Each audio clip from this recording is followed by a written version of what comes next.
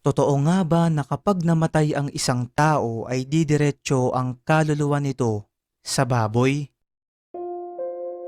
Mga kaibigan, may isang teorya na nagsasabing sa baboy raw napupunta ang kaluluwa ng isang tao kapag ito ay namatay, lalo na kung siya ay makasalanan.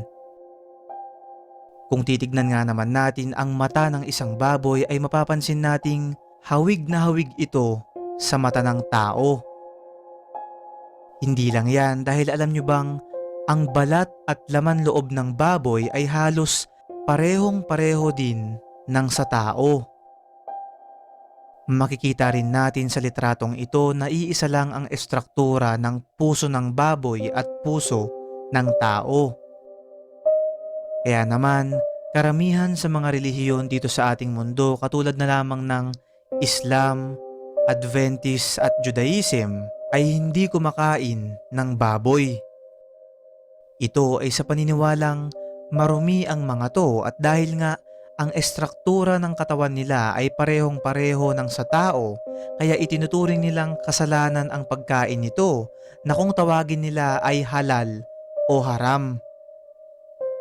Isang patunay pa rito ay ang serial killer at Japanese cannibal na si Issei Sagawa na pumapatay ng tao at kinakain ang katawan ng kanyang mga biktima.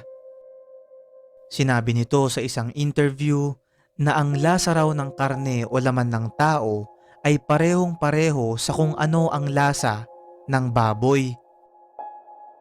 Isa pa mga kaibigan ay si Joe Metheny na isa ring serial killer na ginagawa namang burger ang kanyang mga biktima. Sinabi rin nito na kalasa raw ng karne ng baboy ang laman ng tao at parang mas masarap pa nga raw ito.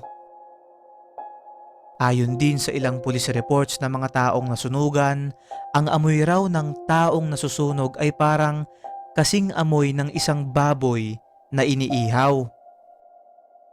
Ngayon kaibigan, kung hindi ka pa rin kumbinsido sa teoryang ito, ay sabay-sabay nating pakinggan kung paano nga ba sumigaw ang isang baboy.